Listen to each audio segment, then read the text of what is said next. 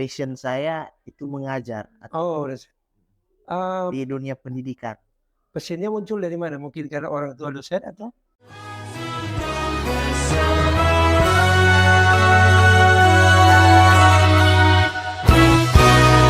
Small Talks Indoors.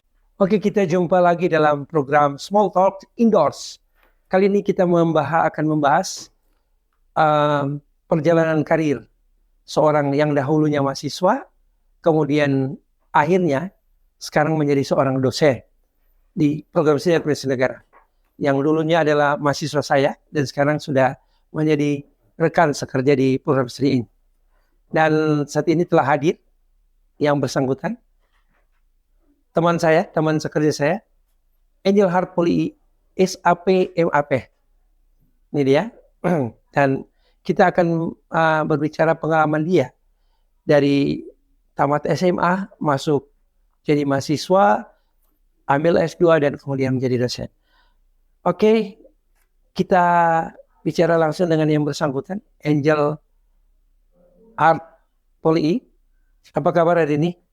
Bahasa luar biasa. Oke, amin. Luar biasa. Semangat muda. Angel sekarang kan sudah menjadi dosen. Tentu ini memerlukan satu proses yang cukup luar biasa ya. Dari mahasiswa ya. Apalagi sekarang saya tahu betul ya. Kebetulan dulu adalah mahasiswa saya dan saat ini sudah menjadi teman saya sebagai dosen. Nah, bagaimana sampai Angel mau kuliah di ilmu administrasi negara ini? Untuk kuliah ya. Awalnya berpikir seperti apa gitu ya, supaya menjadi motivasi juga buat teman-teman yang lain yang saat ini lagi studi untuk bisa seperti Angel. Pada awalnya setelah lulus S1, saya mengambil S1 itu tahun 2012, selesai tahun 2017. Setelah lulus tamat SMA itu ya? Iya, dan tamat 2012 langsung kuliah ya. Setelah lulus S1 saya tahun berikutnya, karena lulus itu tahun 2017 akhir tahun, jadi dibuka S2 itu tahun 2018. Oh, jadi langsung ya mau ada menunggu seperti 9 bulan. Ya, untuk lanjut S2 begitu ya. Oke. Terus langsung sambung S2 ya, ketika selesai S1 menunggu 9 bulan langsung S2. Ya. Nah, apa tujuannya masuk S2? Memang cita-citanya menjadi dosen? Tidak, karena pada saat itu memang setelah lulus S1 saya cari lowongan tapi masih belum dapat pekerjaan yang sesuai hati saya, passion saya. Jadi S2.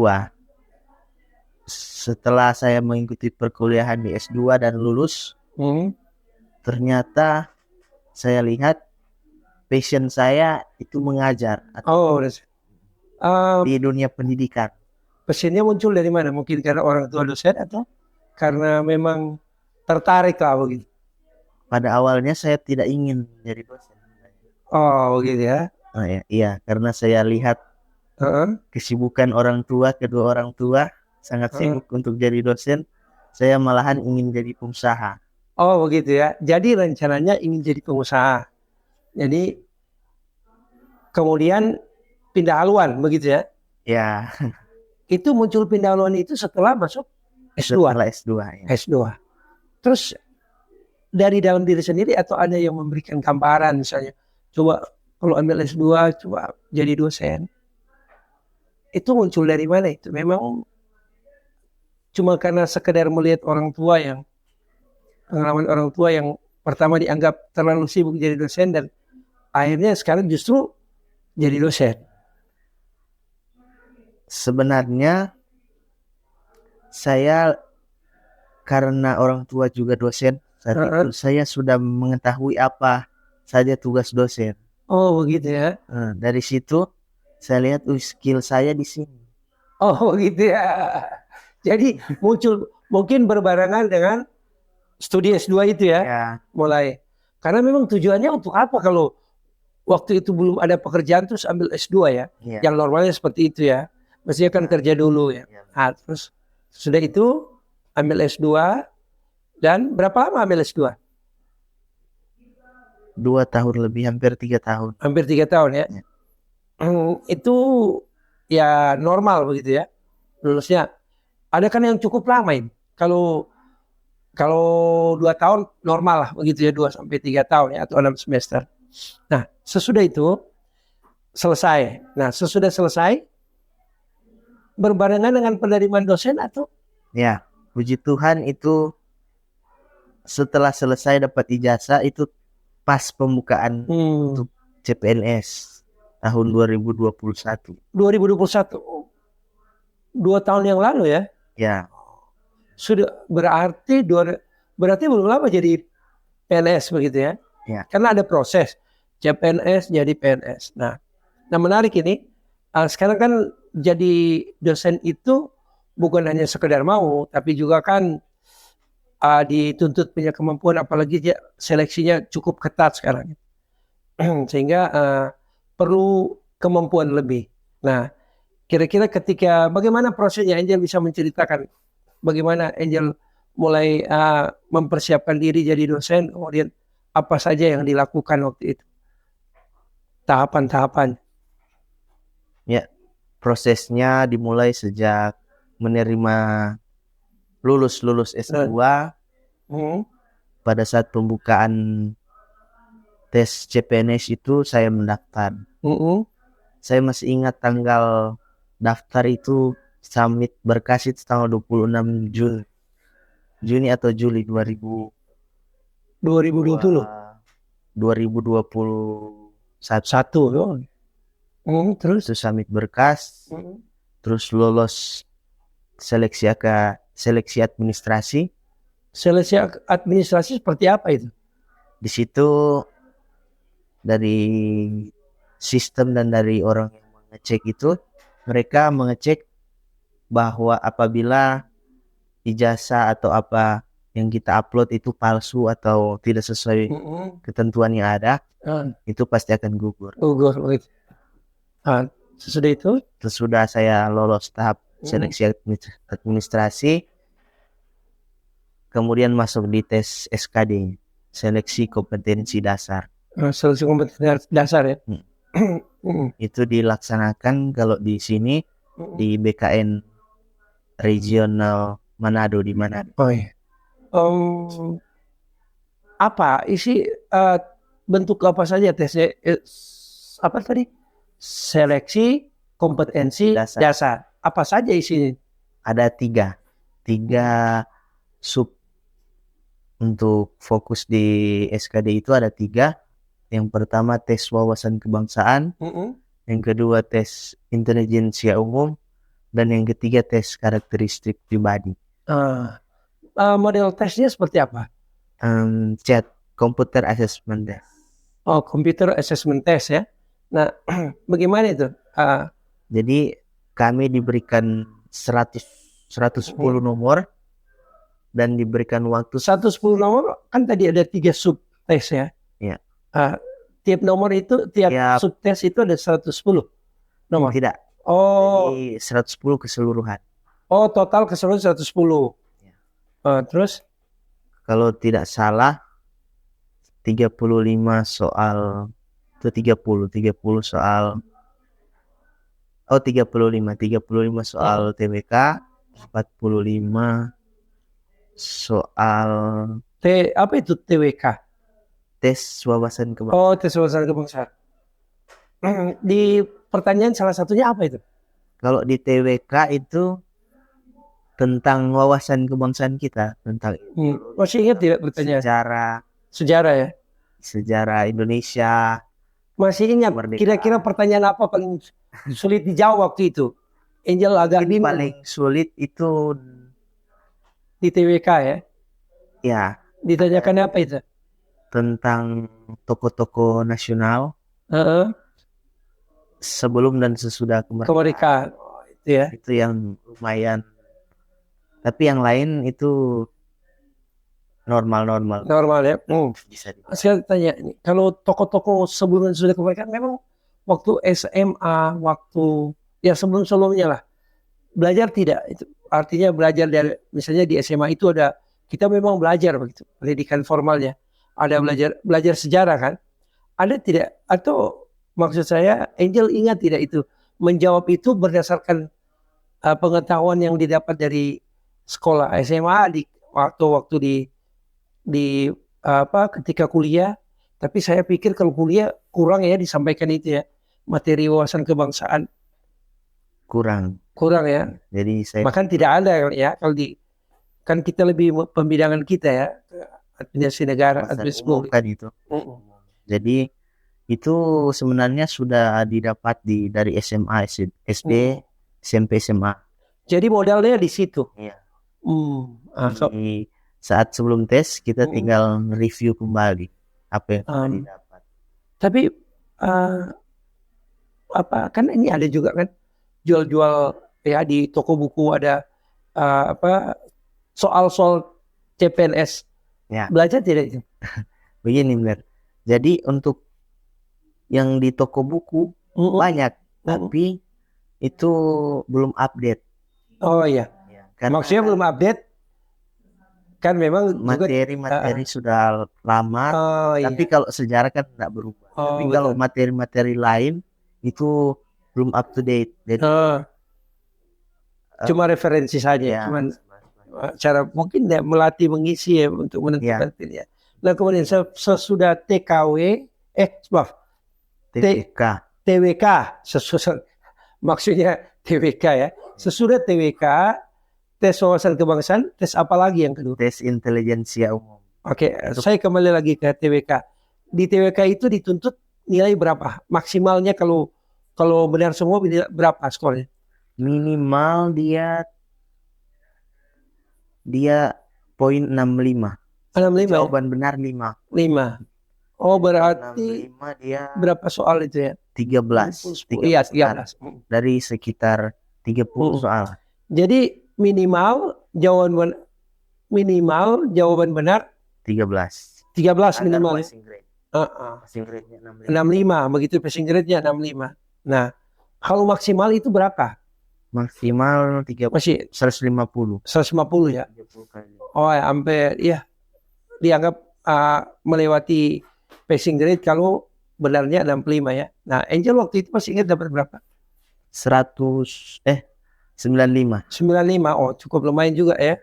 Nah, oke. Saya masih ingat itu di terakhir sekali. Karena memang saya ragu, saya mengubah jawaban. Saya lihat di online kan itu online, bisa lihat Mener atau siapapun bisa lihat di YouTube. Naik turun skor saya itu. Saya lihat ada dua jawaban yang saya salah di terakhir, satu menit terakhir. Itu salah. Itu di TWK, saya ingat sekali itu saya ganti di TWK. Tunggu, waktu diganti itu setelah diganti justru benar atau salah? Salah. Oh, mestinya di atas 95 ya? Mestinya nilai saya 105. Karena mungkin saya agak ragu, gugup di terakhir itu.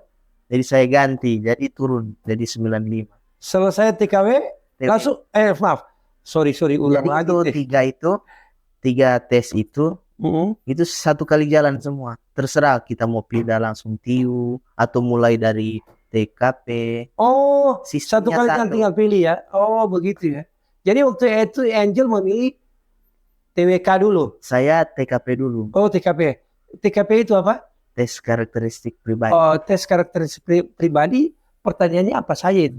Jadi itu pertanyaan seputaran pekerjaan ASN. Dimasukkan kasus. Oh, begitu. Salah satu contohnya begini.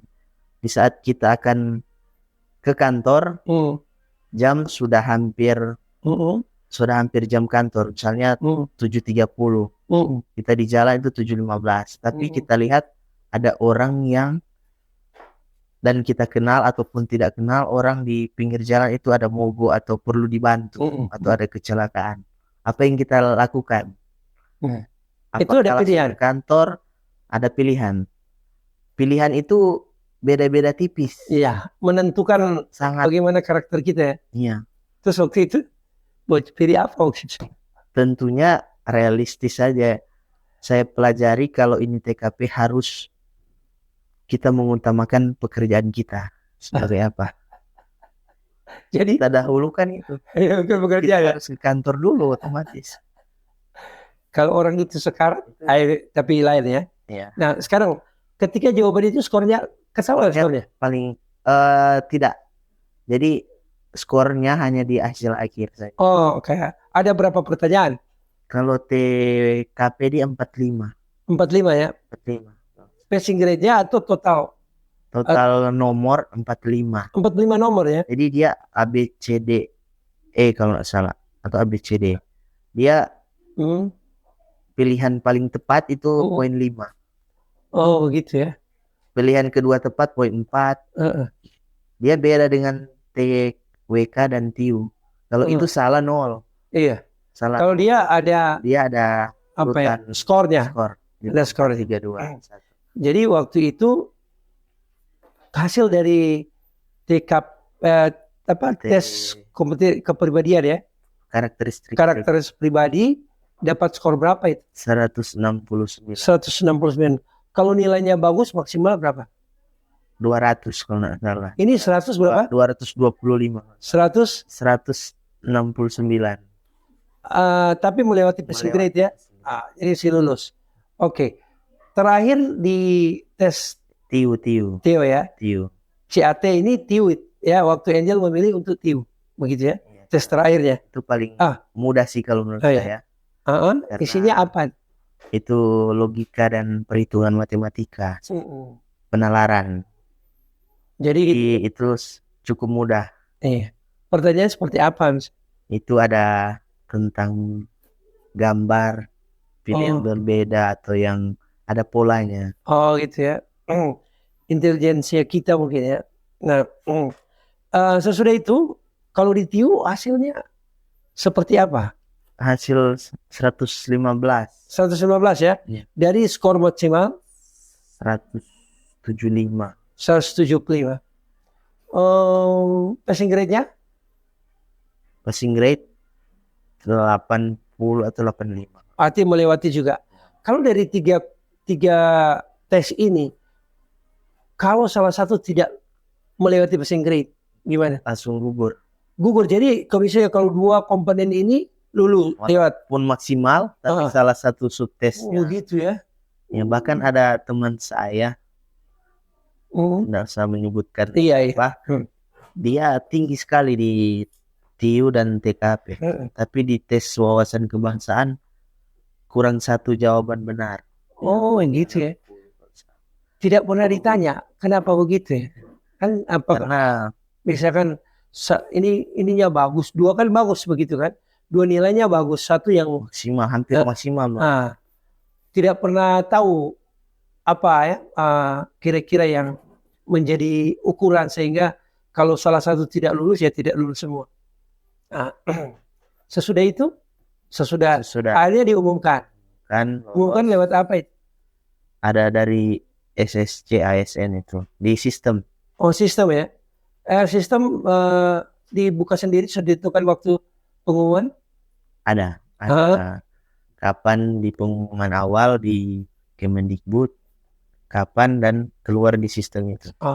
Jadi akhirnya waktu ditentukan itu Angel membuka, kemudian melihat bahwa selamat Anda lanjut ke tahapan. Tahap selanjutnya ya.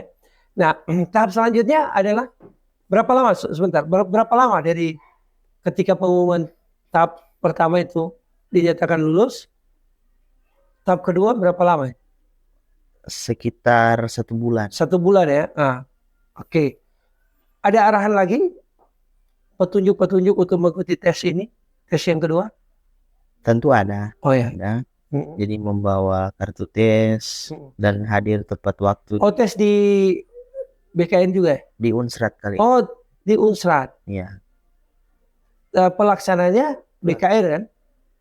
Kerjasama dengan kementerian. Unsrat yang menyelenggarakan. Unsrat menyelenggarakan. Tesnya tes apa yang kedua ini? tes SKB, seleksi kompetensi bidang. Seleksi kompetensi bidang. Ada 6 komponen. Kalau yang wawancara micro teaching itu nanti setelah tes SKB ini di Unsrat. Tes kompetensi bidang ini pengujinya dari Unsrat? Tidak, itu ada sistem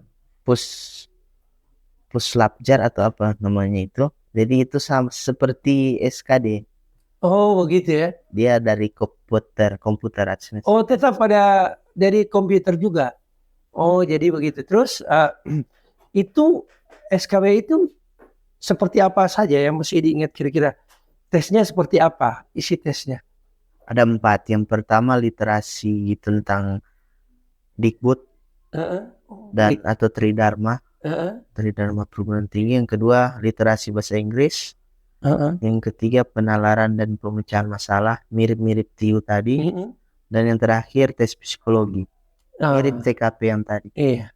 Jadi isian semua ya? Iya. Lewat chat itu ya? Iya. Sekarang yang paling di sesi ini yang paling susah apa itu? Ya, pengalaman. Yang paling banyak gugur dan menurut saya cukup sulit itu di bahasa Inggris, literasi. Oh bahasa Inggris ya? Banyak sekali teman-teman yang gugur. Padahal passing grade-nya 4. Passing grade-nya 4. Cuma 4. Ya. Dari 20 nomor harus ada 4 yang benar. Wah, itu kan cukup, artinya tidak terlalu sulit. Kesulitan. Kita guess aja kan. Ya kan? Kesulitannya 20 menit itu 20 soal. Oh, begitu ya? Ya. Kita hanya baca saja paragrafnya, itu sudah habis waktu. Tapi kalau melihat itu apa namanya tuntutan passing grade-nya, saya pikir kalau kita apa saja ya, ada 20 soal kita coba guess begitu ya. Pasti ada lah. Kalau kita pilih A semua misalnya, pasti dia lolos lah. Tapi kita ada yang lolos, ada yang tidak lolos. Ada. Nah itu memang itu jadi kemudian kalau tes yang lain yang psikotes itu apa? Menjawab juga TKP lagi. Oh, memilih jawaban yang terbaik. Oh begitu ya. Jadi tidak berhadapan dengan penguji dan mereka mengukur psikologi Anda ya lewat tes. Cara Anda berbicara, tidak seperti itu ya. Nah, sesudah itu masing-masing bidang itu punya passing grade ya? Punya ya. Oke. Kalau bahasa Inggris paling rendah sebenarnya. 4. Nah, 4. Angel itu dapat berapa? 7. Wah, luar biasa ya, lewat. Nah, oke. Nah, dari tahap itu kira-kira saja ya. Dari tahap SKD ya, ke SKB itu yang lolos di SKB dari lolos SKD itu berapa persen kira-kira? Bisa setengah? Tidak. Mungkin hanya tergantung formasi juga. Juga tergantung yang gitu ya. Awal. Jadi memang kita tidak bisa lihat berapa yang masuk. Tapi setiap pelamar itu bisa kita ketahuan di lawan kita itu tidak ketahuan. Jadi kita tidak tahu berapa orang yang masuk. Orang yang lolos tidak. Tapi jatahnya formasinya kita tahu, gitu ya. Oke. Sesudah itu dinyatakan pengumuman lagi. Pengumuman dinyatakan lolos. Tapi masih ada 2 tahap. Bukan 2, 1 tahap itu 1 kali wawancara dan micro teaching. Mengajar. Dia itu ditaruh di tes SKB. Setelah SKB. Ya. Baru kemudian micro teaching. Ya. Micro teaching kemudian apalagi satu? Wawancara. Oke. Waktu micro teaching dituntut untuk mengajar. Ya. Mengajar bukan materi dan mengajar. Mengajar diuji lewat Zoom. Lewat Zoom ya. Jadi waktu itu Angel siapkan apa itu? Siapkan presentasi PowerPoint. Dan siapkan fisik dan kemampuan bagaimana kita mengajar di kelas itu nanti diasah. Jadi itu mengajar ke para penguji. Penguji ada berapa orang itu? 2. untuk micro teaching itu ya? Ya. Penguji dari mana itu? Dari Unima. Oh, Unima ya, yang penguji. Oke. Kemudian masih ingat apa saja yang apa namanya? Kan pasti ini mengajar ya. Kemudian ada tidak kritik dari penguji? Tidak ada. Jadi Tidak. saat mengajar beda dengan wawancara. Kalau di wawancara kita banyak ditanya dan diberikan contoh kasus. Tapi kalau mengajar kita hanya masuk dan langsung memulai kelas seperti biasa. Oh gitu ya. Kita anggap yang penguji itu mahasiswa. Jadi mulai ada tahap-tahapnya ya. Ada diberikan alokasi waktu? Ya, 15 menit. 15 menit. Nah. Kalau masuk di kemudian terakhir wawancara ya. Ya. Nah, wawancara itu ditanyakan apa saja? Jadi ada contoh kasus, satu kasus dan mereka tanya apa yang akan Anda lakukan. Oh, mereka pertanyaan contoh kasus. Ya. Tidak menanyakan atau pertanyaan saya kan juga baru-baru menguji juga ya calon ASN dosen dan saya sempat bertanya ya karena sudah proses wawancara ada diberi kesempatan untuk bertanya itu saya tanya soal motivasi yang menjadi dosen masuk Unima untuk menjadi dosen. Saya tanyakan itu kemudian saya coba bertanya kalau Anda menjadi dosen ada hubungan tidak dengan pemenuhan kebutuhan? Ya saya sempat tanya itu lah. Nggak mungkin juga orang bekerja kan kalau tidak butuh penghasilan begitu ya. Sesudah itu baru pengumuman. Iya. Berapa lama itu? Ada yang saya ingat itu pengumuman tanggal 25 Desember tahun 2021. Pengumuman 25 Desember. Iya. Itu pengumumannya dinyatakan apa? Dinyatakan P-L. Apa itu P-? P peserta yang lulus. Oh begitu ya. Oh PL. P-L. Oh begitu ya. Jadi pengumumannya di website. Dinyatakan lulus. Waktu Angel masuk waktu ikut ini ada berapa orang yang masih ingat khususnya di program studi ilmu administrasi berapa orang yang masuk kemudian berapa orang yang lulus? Masih ingat? Saya tidak tahu berapa yang masuk tapi yang lulus itu 6 karena formasi 6. Oh formasi 5 1 cum laude. Oh formasi cum laude ya? Tapi yang peringkat 6 itu kan tidak ada yang mendaftar cum laude. Yang peringkat 6 dioptimalisasi masuk. Oh supaya memenuhi kuota itu ya? Oke, Nil. Kan tentu berbeda dengan saya ketika saya dia akan jadi dosen ya 20 tahun yang lalu. Nah, ini cukup berbeda ya. Setelah jadi dosen langsung dapat gaji kan? Iya. Oke. 80%. Dapat sama ya. Kalau saya dulu 80%. Sekitar 600.000. Kalau sekarang saya tidak tanya nominalnya. Cuman bagaimana? Lumayan hampir cukup. Berarti belum cukup ini. Berarti banyak pengeluaran. Ya. Sekarang masih tinggal dengan orang tua. Ya. Belum menikah. Belum. Tapi ada rencana dalam waktu dekat ini? Ada rencana. Ada berarti kan kalau untuk kebutuhan itu masih ditalangi. Bisa sharing. Oh. Saat saya ada, saya berikan. Oh, begitu ya. Ya. Oke, Nil kan kita sudah bicara tadi bahwa ada bagaimana jadi mahasiswa ya. Kemudian akhirnya muncul untuk menjadi dosen, begitu ya. Suasana mahasiswa tentu ada ya pasang surutnya pasti ya. Tapi benar sebelum lanjut itu ada satu bagian yang menarik di seleksi akhir itu.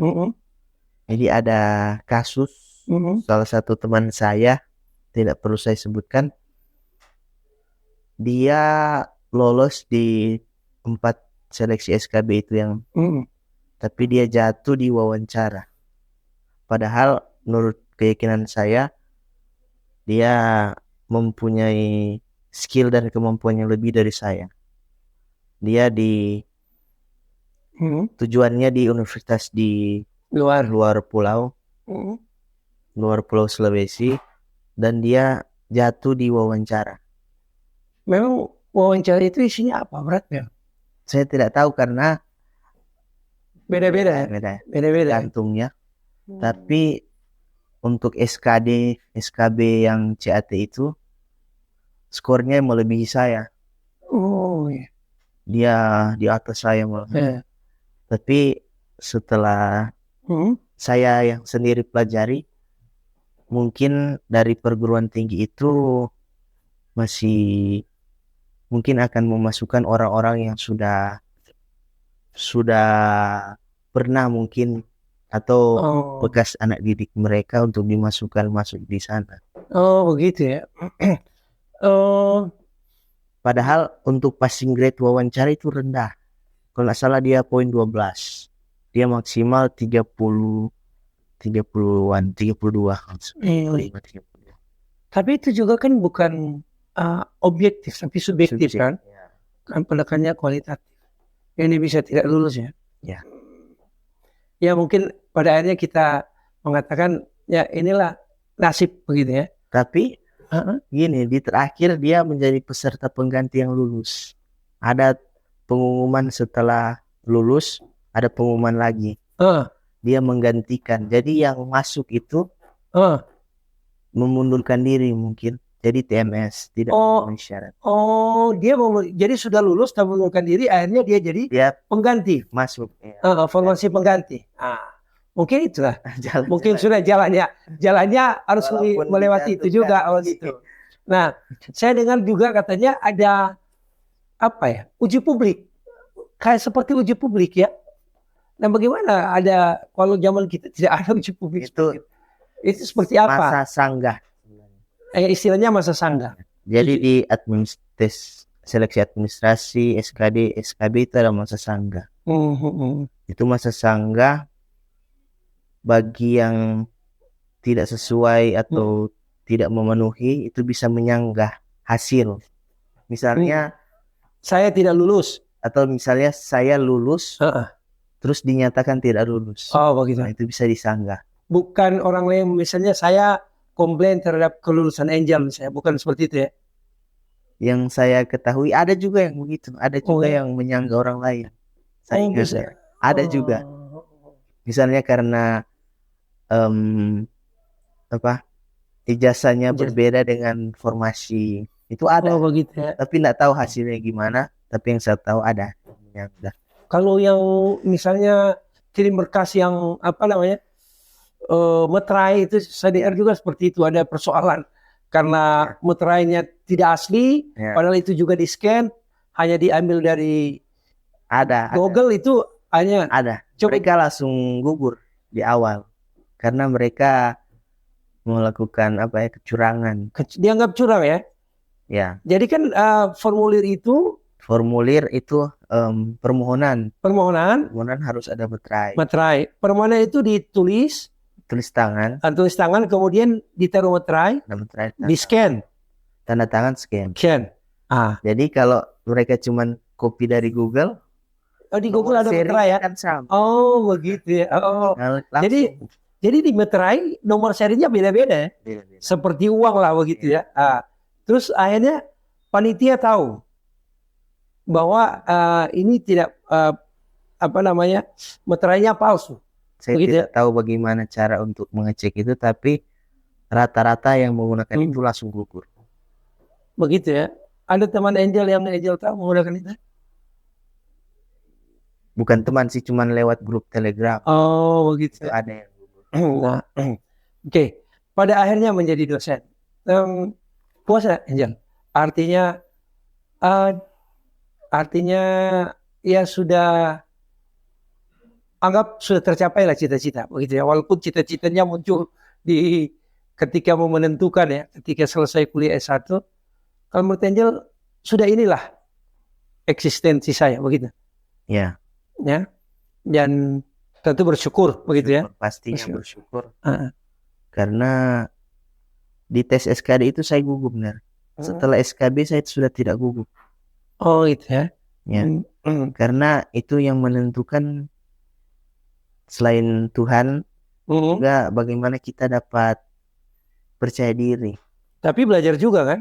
pasti belajar. Oh, pasti belajar. Nah, Tapi gugup itu akan membuat blank iya ya. ketika Iya.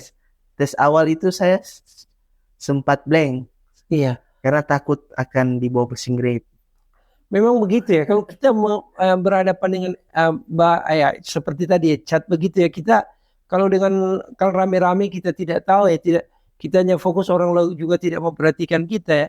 Nanti pada akhirnya mereka menilai, ya itu mengurangi rasa gugup Tapi kita ya. Tapi kalau ini langsung berhadapan dengan adanya tes awal itu SKD, saya mempelajari bahwa kita tidak perlu gugup.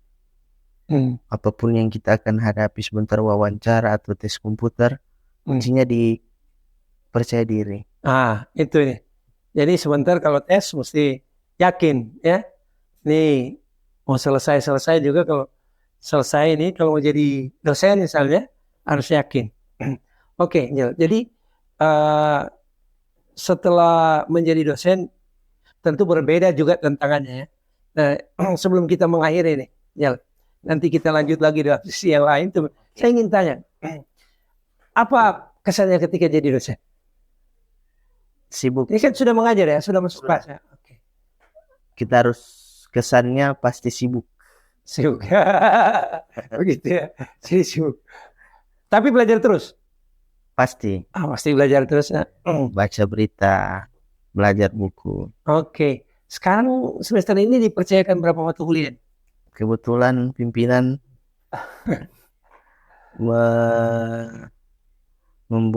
memasukkan saya ke dalam 5 mata kuliah. Mata kuliah. Cukup untuk dilaksanakan? Pasti Ya. pas. Harus ya. Oke, Angel, terima kasih sudah hadir di Terima kasih. Small Talks Indoors ini. Nanti kita ketemu lagi di pembicaraan yang lain. Tentu masih banyak pembicaraan karena Angel juga adalah bagian dari program studi ini. Jadi demikian, sahabat-sahabat di mana saja kita sudah bicara tentang bagaimana seorang mahasiswa berproses kuliah S1, S2, kemudian diangkat menjadi dosen ya, menjadi pegawai negeri lewat suatu proses yang cukup rumit, tetapi karena komitmen dan semangat yang kuat ya, dan cita-cita akhirnya Angel Hart boleh menjadi seorang dosen. Terima kasih Angel, terima kasih, sampai jumpa. Terima kasih.